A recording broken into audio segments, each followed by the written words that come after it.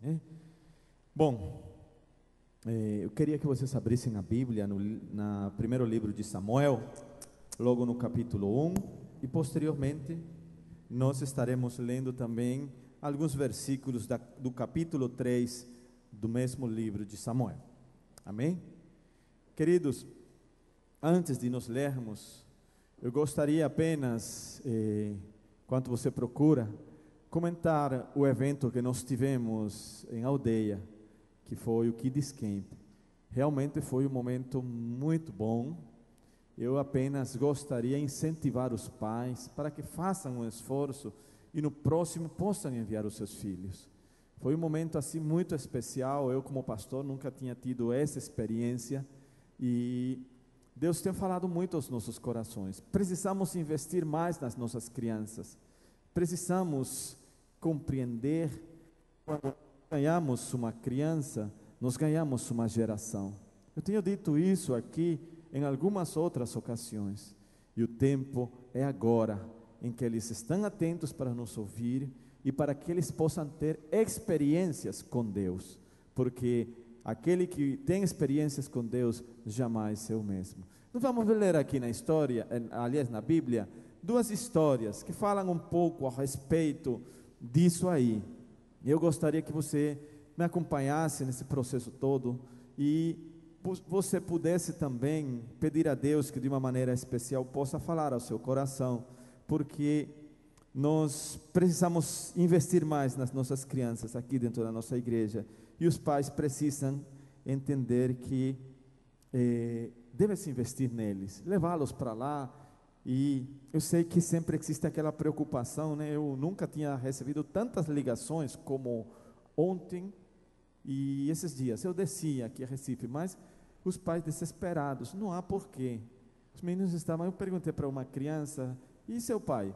E eu sei, foi a resposta que ele me deu. Nenhum deles perguntou pelo pai, porque nós tínhamos lá 35 crianças e tínhamos 38 conselheiros, ou seja, quase uma pessoa por criança, além de um casal pastoral que estava lá, que estávamos aí cuidando. Eu sei que o pai sempre quer estar pendente da sua criança, mas, gente, se o Senhor não cuida das nossas crianças, e nós estamos numa igreja em que investe na família, e um planejamento que se fez, não só do ponto de vista do planejamento mesmo, como também de oração.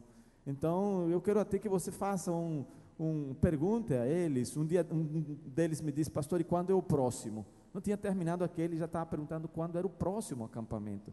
E Deus falou tremendamente. No último culto hoje nós fizemos um apelo e 3 crianças entenderam e disseram: nós queremos servir ao Senhor.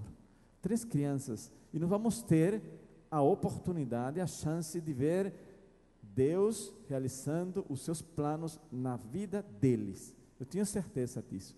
E aqueles que nos levaram, eu lamento, porque se a criança poderia estar lá, ouvindo o que o Espírito Santo de Deus faz. O seu filho, meu querido, não é seu, sabia?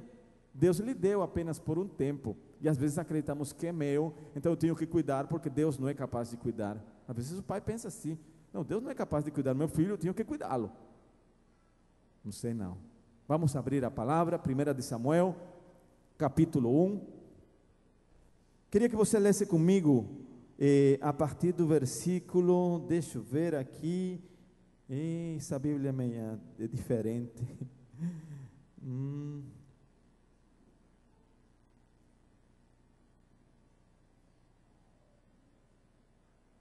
É diferente essa Bíblia, muito diferente, que eu não... Vamos ver, capítulo 1, versículo 8, do versículo 8 em diante. Amém? Todos acharam? Ok. Certa vez, Eucana, o marido, perguntou: Ana, por que você sempre chora? Por que não come? Por que está triste? Não sou melhor para você do que 10 filhos? Naquele dia, depois de comer, Ana se recompôs e de mansinho escapuliu para o santuário. O sacerdote Eli, como de costume, estava sentado numa cadeira à entrada do santuário do Eterno. Aflita, Ana orou ao Eterno. Desconsolada, ela chorava. Então fez um voto: ó Senhor dos exércitos de anjos, se atentares para o meu sofrimento, se deixares de me ignorar e agires a meu favor, dando-me um filho, eu o dedicarei sem reservas a ti. Eu o separarei para uma vida de santa disciplina. Enquanto ela orava ao Eterno, Eli a observava atentamente. Ana orava em silêncio, com o coração. Seus lábios se mexiam, mas não saía som algum de sua boca. Ele pensou que ela estivesse embriagada. Por isso se aproximou dela e perguntou: você está bêbada? Até quando vai ficar assim? Largue esse vício, mulher. Ana respondeu: não, Senhor, estou muito angustiada. Não andei bebendo, não bebi vinho, nem qualquer outra bebida forte. Estou apenas abrindo meu coração para o Eterno. Não pense que sou uma mulher sem moral. Estou desesperada e sofro muito, por isso estou aqui há tanto tempo. Amém? Feche seus olhos. Deus Todo-Poderoso, obrigado, Senhor, pela Tua palavra. Nós queremos pedir agora que Tu fales, Senhor, o recado para a Tua igreja, em nome de Jesus. Amém. Eu queria que você fosse, antes de se sentar, no capítulo 3, e possamos ler logo aí o versículo 1, 2 e 3, que nos relata a seguinte história. O menino Samuel servia ao Eterno sob a orientação de Eli. Naquele tempo, raramente se via ou ouvia alguma revelação do Eterno. Certa noite, Eli já estava dormindo. Sua vista já estava fraca e ele não enxergava direito. Bem antes do amanhecer, quando a lâmpada do santuário ainda estava acesa, Samuel dormia no santuário do Eterno, no qual estava a arca de Deus. Naquela noite, o Eterno o chamou: Samuel, Samuel. Samuel respondeu: pois não, estou aqui. E foi até onde Eli estava, dizendo: eu ouvi o Senhor me chamar, estou aqui. Ele disse: não chamei você, volte para a cama. Samuel voltou, o Eterno chamou novamente: Samuel, Samuel. Samuel levantou-se e foi de novo falar com Eli: eu ouvi o Senhor me chamar, estou aqui. Outra vez Eli disse: filho, não chamei você, volte para a cama. Isso aconteceu antes que Samuel conhecesse o Eterno. Foi antes de o Eterno se revelar a ele pessoalmente. O Eterno chamou pela terceira vez: Samuel. Mais uma vez Samuel se levantou, foi até onde Eli estava e disse: pois não, ouviu o Senhor me chamar? Estou aqui. Então Eli percebeu que o Eterno estava chamando o menino. O sacerdote disse a Samuel: volte para a cama. Se você ouvir a voz outra vez, diga: fala Deus, teu servo está pronto para ouvir. Voltou Samuel à cama. O Eterno veio, ficou de lado dele, como nas outras vezes, e chamou: Samuel, Samuel. Ele respondeu: fala Deus, teu servo está pronto para ouvir. O Eterno disse a Samuel: presta atenção, estou prestes a fazer algo em Israel que deixará o povo abalado. Chegou a hora de cumprir o que eu disse que faria a família de Eli. Ele ficará sabendo que o Eterno chegou. A família dele está condenada. Ele sabe o que está acontecendo, que seus filhos profanam o nome e o santuário de Deus, e ele nunca tomou providência. Minha sentença contra a família de Eli é esta: o pecado da família de Eli jamais será eliminado por algum sacrifício ou alguma oferta. Samuel ficou deitado até o amanhecer. Levantou-se bem cedo e foi cumprir a sua obrigação, que era abrir as portas do santuário, mas não estava querendo contar a visão a Eli. Mais tarde, Eli chamou Samuel: Samuel, meu filho.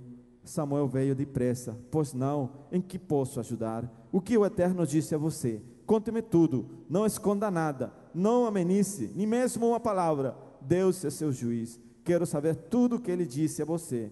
Samuel contou tudo a Eli, não escondeu nada. Eli disse: é o Eterno, que ele faça o que achar melhor. Sente-se. Queridos e amados irmãos, quando a gente tem a oportunidade de ler versículos como estes, a gente simplesmente fica pensando na realidade em que nós estamos vivendo. O povo de Israel, aquele povo que Deus separou, Deus sempre tem e sempre quis levá-los a um patamar superior ao que eles viviam. Lembremos que a essa altura da história do povo de Israel, eles viviam uma teocracia. Deus falava através do sacerdote. Muito embora a gente veja que o sacerdote foi omisso, como foi dito aqui, e os filhos, ele tinha 2 filhos, e esses filhos profanavam o templo, faziam o que era errado perante o povo, servindo mesmo a Deus. E nós temos que lembrar que Deus é aquele que tem um padrão moral que rege o universo. Nós temos que entender que esse mesmo padrão moral, Deus quer colocá-lo, também queria colocá-lo para o seu povo. E hoje Deus ainda está falando para que esse mesmo padrão moral possa ser o padrão que rege a sua igreja. Isso é uma realidade que a gente não pode deixar de enxergar quando a gente tem a oportunidade de ler as Escrituras. E aqui nos conta dois fatos muito interessantes. Um deles é que nós vemos aqui uma mulher que era casada, mas que ela sofria tremendamente, porque ela era estéril. E para os judeus aquilo era muito difícil. Mesmo nessa situação, ela era rejeitada pela sociedade, ela rejeitada, e o marido amava, e o marido diz, no momento que até na hora da comida, ela ficava triste, ela diz, não sou eu melhor que 10 filhos? Mas aquela mulher, ela então, compreendendo a sua situação, ela conhecia o Eterno. Eu gosto da palavra que é colocada nessa versão, o Eterno, o Santo de Israel. Ela conhecia muito bem que para aquilo que para os homens era impossível, havia alguém que podia fazer aquilo realidade. E esse Eterno, o Deus de Israel, continua sendo o nosso Deus, continua sendo o Deus dos impossíveis. Para Ele não há nada que seja impossível. É claro que nós precisamos nos achegar até o trono da graça com um coração contrito e humilhado, porque dessa maneira o Senhor não vai desprezar a minha atitude. É verdade que a Bíblia diz lá em Isaías que Deus habita num alto e sublime lugar, para deixar bem claro que Ele está acima de nós. Mas na parte B desse versículo ele acrescenta que também Ele habita com o contrito e humilhado de coração. E aquela mulher entendeu isso, e ela, depois de que o marido a indagou naquele momento de tristeza, a Bíblia conta que ela saiu de fininho, ela foi para o altar, ela foi justamente para a presença de Deus, e lá eu imagino aquela oração que não era pronunciada, era um grito que saía do profundo da sua alma. Apenas o sacerdote começou a observar que os lábios se mexiam, era um sussurro, não sei se essa palavra existe em português, existe? Pronto, era um clamor interno, era um grito de desespero, que tanto assim que chamou a atenção do sacerdote. E como ele estava acostumado a ver os seus filhos profanando o templo, ele simplesmente chegou lá e disse, mulher, por que tu estás bêbada? O que é isso? Até quando? Ela diz, não, meu senhor, eu não estou bêbada, eu estou simplesmente numa luta espiritual, eu estou aqui clamando a Deus por uma coisa que eu quero que Ele faça, e eu vou fazer hoje um voto, e eu quero um filho, e esse filho eu vou entregar ao Senhor, porque ele vai, apenas se ele nascer, se o Senhor ouve o meu clamor, eu vou entregá-lo para o templo, para que sirva ao Senhor, para que seja um instrumento nas mãos de Deus. E aí, esse versículo que eu não sei exatamente qual é, porque se eu... qual é? Alguém falou aí? Onde ele faz o voto, ó Senhor dos exércitos, se atentares para o meu sofrimento, se deixares de me ignorar e agires ao meu favor, dando-me um filho, eu o dedicarei sem reserva a ti, eu o separarei para uma vida de santa disciplina. Eu entregarei esse menino para o templo, para que lá no templo ele possa ser criado e possa te servir. O Deus dos impossíveis, se Ele está disposto a ouvir o clamor que sai do profundo do teu coração. Agora, eu já disse isso aqui, eu tenho lido a Bíblia a respeito disso, e eu descobri uma coisa muito interessante a respeito da oração.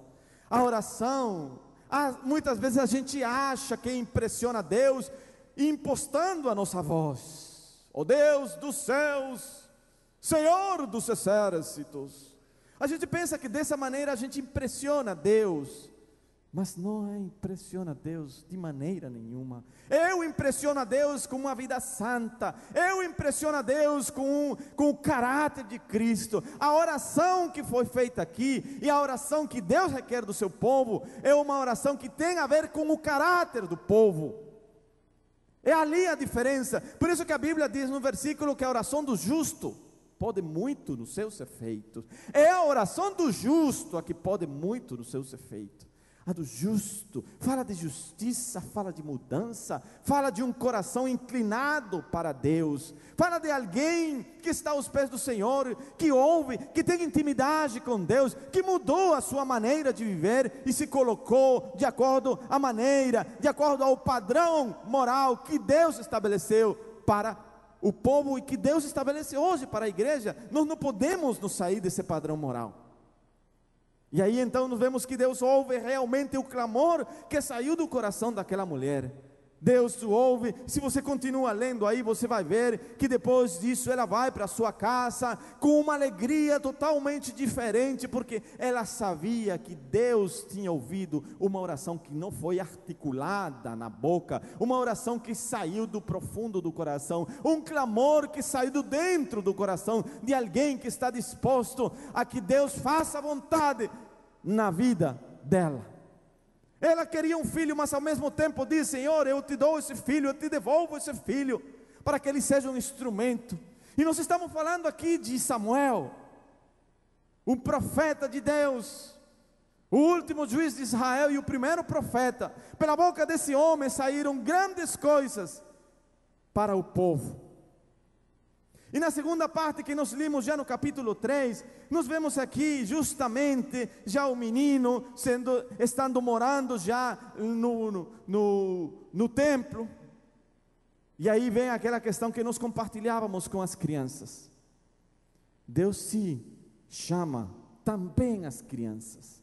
Nós temos ouvido aqui palestras ou pregações onde a gente ouve quando Deus chamou Davi, que também foi uma criança, era uma criança naquele momento. Mas nós também temos ouvido aqui quando Deus chama Paulo, lá no caminho de Damasco, ou então Moisés, ou então Abraão. Mas Deus também se revela às crianças, Deus também escolhe as crianças. E aqui Ana lhe dá a Deus a grande oportunidade de que esse filho que é gerado no seu ventre possa ser um instrumento nas mãos do Senhor. E Ana entendeu isso muito cedo e o entregou no templo. E nós fazemos aqui na igreja, até porque a Bíblia manda isso, nós apresentamos os nossos filhos. Aquilo é um simbolismo, assim, um simbolismo muito importante. O próprio Jesus foi apresentado no templo. E quando a gente vem aqui a colocar o nosso filho, nós estamos dizendo perante os irmãos que são testemunhas nesse momento, perante Deus, eu estou aqui pedindo e entregando, devolvendo a Deus o meu filho, o seu filho. Eles não nos pertencem, tem que ser entregues ao Senhor. E hoje de manhã, quando eu vi aquelas 3 crianças lá na frente, que entenderam que, porque nós falamos de missões, e elas se desprenderam lá, foi um momento tão especial, elas chorando, entenderam que Deus estava chamando para um ministério. Imagina, 10 anos, as outras podem ter 12 ou 11 por ali, que tremendo, se dispondo e dizendo: eis-me aqui, Senhor, eu estou disposto a que o Senhor me envie, a que o Senhor me leve, eu quero ser um instrumento nas tuas mãos. eu quero ser um profeta, eu quero ser uma chama viva que possa brilhar ali no mundo, que precisa tanto de referenciais. E eu tive a oportunidade de estar entre eles e conversar com eles, e como Betinha aqui falou, né, nos papelzinhos que eles colocaram, a gente ficou impressionado, porque uma criança colocou: eu preciso tomar a decisão de ler a Bíblia todos os dias. Tremendo, não é? Outro disse: eu preciso orar mais. Orar mais. Eu queria que vocês parassem um pouquinho e olhassem para isso, porque às vezes a gente não faz isso, e a gente está até, Deus tem colocado muitas coisas no meu coração, e a gente está até querendo ter aqui, nós temos um discipulado, mas ter um material que ainda não sei de onde vai surgir, mas um discipulado que a gente possa ensinar aos pais a discipularem os seus próprios filhos, em casa, discipular os seus meninos, instruí-los no caminho, porque Deus qualquer noite dessa pode chamar, assim como chamou a Samuel. Samuel ouviu a voz do Senhor, onde ele disse: Samuel, Samuel, e Samuel não entendeu, porque ele ainda não tinha tido um encontro pessoal com ele. E ele foi lá, onde estava o sacerdote, pensando que era ele que estava lhe chamando. Mas Deus tinha propósitos, e tem ainda com os nossos próprios filhos. Nós sabemos aqui que até essa altura, né, como eu falei agora no início, Deus governava o povo.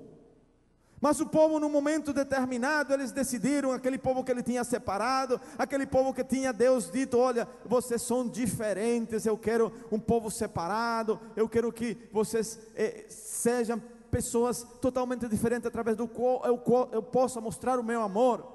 Mas aquele povo, num momento determinado, eles disseram: nós não queremos ser iguais, nós não queremos ser diferentes, nós queremos ser iguais a todos os povos. Todos os povos aí, eles têm um rei. Por que nós somos diferentes?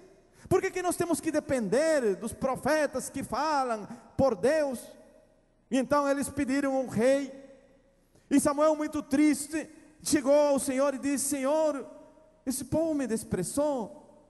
E Deus diz: não, Samuel, não se preocupe, não foi a você que esse povo desprezou, esse povo me desprezou a mim, o próprio Deus.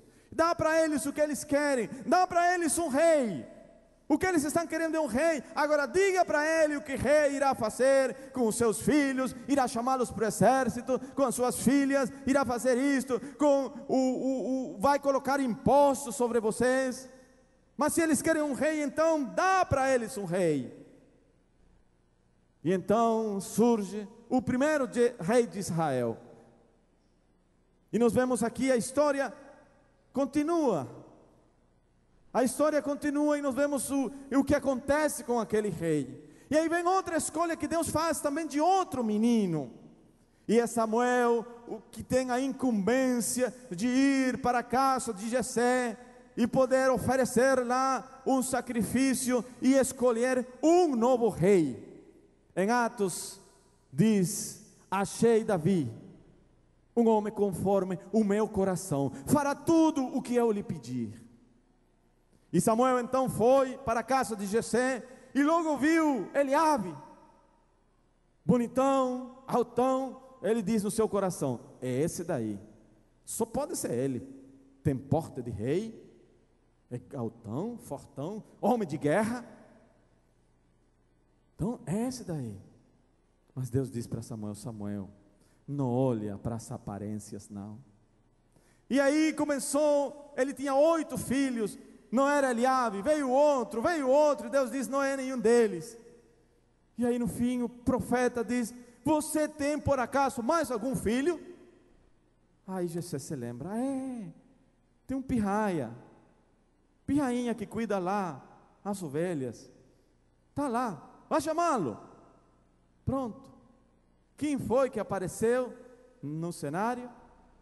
Davi, um menininho que já tinha grandes experiências com Deus, porque esse Davi escreveu nas caladas da noite, enquanto cuidava das ovelhas do pai, escreveu muitos dos salmos que estão aqui na palavra de Deus. Ele nos conta que ele já tinha matado um leão, tinha experiências profundas com Deus. E ele diz: esse daí, unge ele, que ele será o rei, conforme o coração de Deus. E nós vemos Davi, a partir daquele momento, também sendo criança, é chamado para a obra. Que tremendo! Então nós precisamos sim colocar as nossas crianças nas mãos do Senhor. Precisamos sim dizer: Deus, faz a tua vontade nelas, elas não nos pertencem, até porque nós precisamos de referenciais, nós precisamos de homens e mulheres que tenham o caráter de Deus, serem lapidados por Deus. Eu já disse isso aqui, mas nós temos hoje muitas adesões nas igrejas, e temos poucas conversões. Isso é uma realidade. A igreja é muito longa, mas é pouco profunda. Não há mais tempo para eu ler a palavra, não há mais tempo para eu ter o meu devocional. Eu tenho que trabalhar, eu trabalho muito, eu faço isto, eu pego meu filho a tal hora, pego a minha esposa a tal hora, faço o outro. Não há mais tempo. Cuidado, isso é um perigo. Eu preciso ter o meu tempo. No meio de tanta coisa a fazer, no meio de tanto ativismo, eu preciso parar para ouvir a voz de Deus. Eu preciso entender que eu preciso ler a palavra, porque a palavra de Deus diz: o meu povo erra porque não conhece as Escrituras. Tem gente fazendo besteiras por ali, porque não sabe o que a palavra de Deus diz. Mas pastor, eu estou todo dia aqui na igreja. Sim, venha todo dia. Igreja trata disso, de pessoas que eu e como você estamos aqui para nos colocar ao serviço do Senhor. Mas eu não posso deixar de lado a minha intimidade com o Senhor. Eu não posso, igual que Ana, apenas me acostumar com a situação. Eu posso entrar no esconderijo do Altíssimo. Eu posso gemer aí e dizer: Deus, olha para a minha causa. Oh Senhor, se tu atentares para o meu clamor, eu vou entregar aquilo para ti. Vou entregar a minha vida, vou entregar o meu filho, vou colocar tudo no teu altar. É teu, te pertence. E não há maior satisfação que ver os nossos filhos em ministérios. E essa igreja tem essa característica. E eu louvo a Deus por trabalhar no meio dos adolescentes, no meio dos jovens. Porque hoje mesmo eu quando vinha lá no finzinho, eu e os maiores, né, o pessoal que estava liderando lá, Gerson, os outros, me convidaram para fazer uma trilha. Eu digo: eu vou. De descida foi uma benção, mas para subir, meu irmão, foi o último. Quando eu cheguei lá, ainda estou adolorido, dói tudo por todo lado.